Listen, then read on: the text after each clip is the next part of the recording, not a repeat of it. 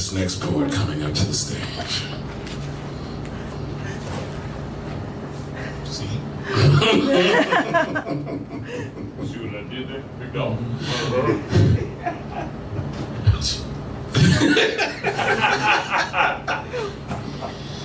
This next poet coming up to the stage.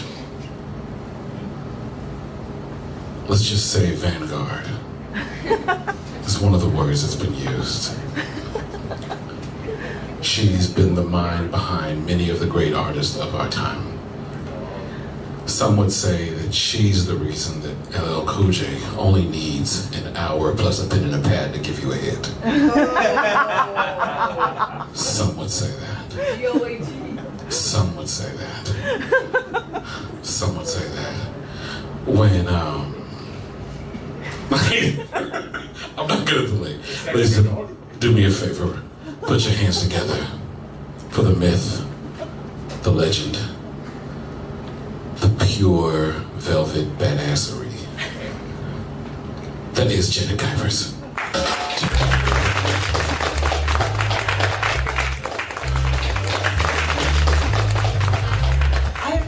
To stay here while I say this story. I just got back from Chicago and I did a feature at one place.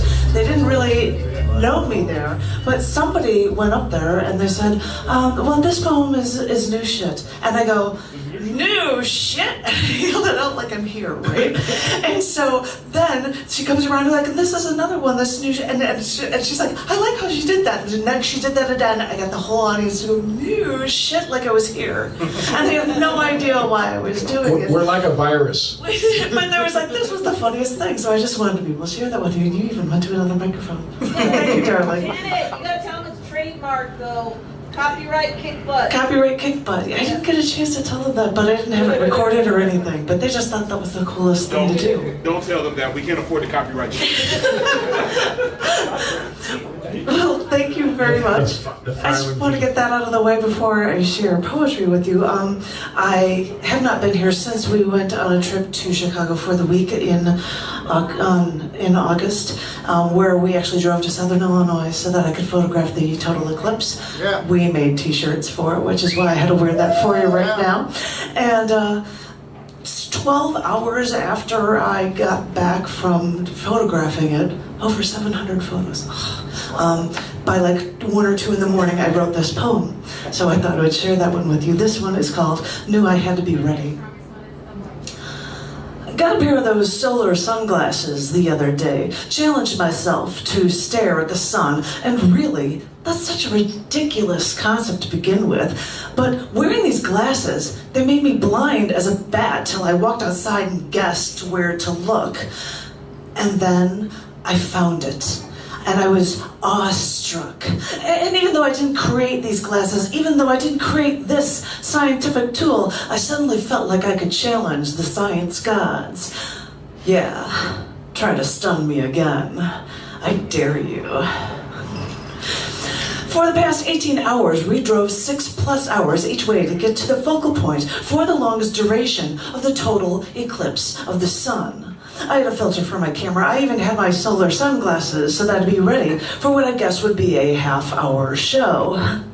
And I may have been mistaken. It may have taken 3 times as long to watch the moon dance its way in the opposite direction over how our sun dances along our daytime sky. So every 2 seconds I'd take a picture and then I'd put on my sunglasses so that I could actually see the crescent with my own 2 eyes.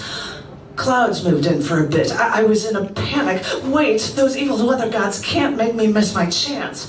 But as the clouds parted, the light cloud mist danced in front of my sun and moon, adding wisps to the show. But I knew I had to be ready. It started getting darker and the wind picked up. And I knew that when my moon and sun would reach their total eclipse, it would last less than 2 minutes. So I had to remove the filter, change the aperture and f-stop, and then just try to point and click. And I think I did a pretty good job. But all I could think was that as I saw this white ring, the sun's solar flare, and it would tease its way around the moon from trying to block the sun from one of its children, all I could think was that this ring of fire and radiation was so crisp and vivid that it reminded me of the intricacies of the human eye when the iris colors dance in a circle like molecular fireworks or petals of a flower in full bloom. Taken aback, it was also breathtaking. And then I realized that there are as many atoms in the human eye as all constellations in the known universe. If seeing the sun's corona made me see the cornea with its intricate iris, it made me wonder. They say the eye is the window to the soul. So, is my seeing my sun at its most naked moment? Is my sun house sharing its secrets with me too? I've been trying to figure out my son's message as I keep trying to take science on, always daring it to finally, fully reveal itself to me. Thank you.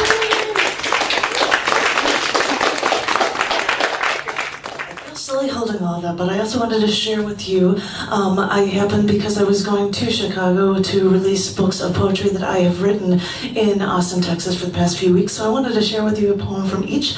My husband came up with this word. If you can be attracted to somebody's pheromones, maybe you could be attracted to their words or their ideas or their memes. So he came up with pheromemes, and so I have poetry of pheromemes and also ones I've done in shows, show poems and poems, pheromemes.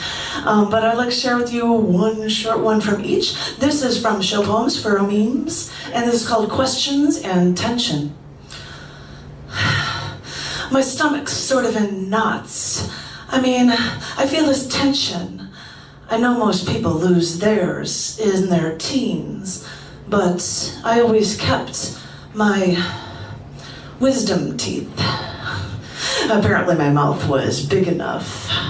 Now, after all this time, one tooth's finally cracked, so they scheduled me for an extraction. An extraction. Even the name sounds messy, for removing a bone from my body.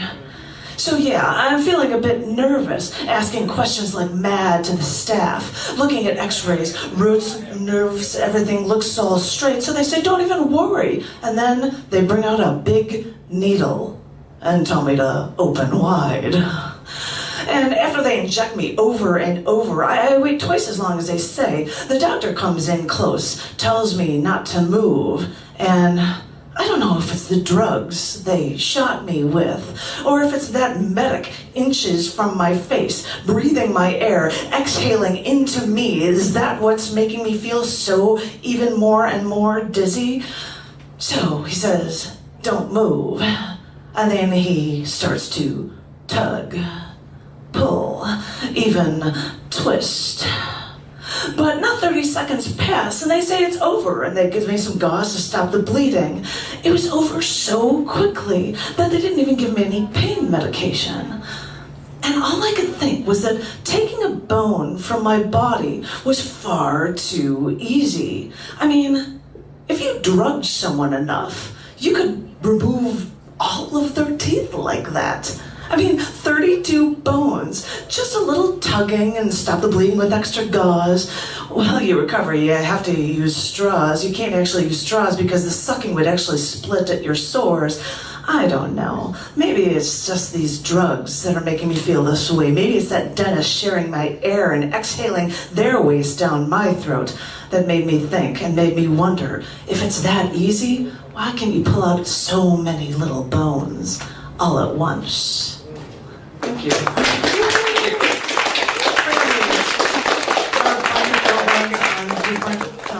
Suggestions, but I thought I'd pull one from a show for you. This one was from the Osmic Festival last year, I believe.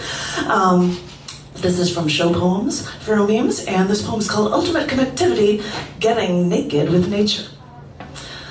After hiking for miles at Arches National Park, I realized that coming at a cooler time of year pretty much meant that I had the entire park to myself. I walked for miles, saw no one, anywhere. And when I saw that there was no one that actually followed me in my walk along this one ridged mountainous edge of a plateau, I did something I never thought I would do in a public place. I looked around, I saw for miles that there was no one and I was alone. So I got undressed and I sat in the lotus position on top of my small pile of clothes and tried for one brief moment to connect with nature.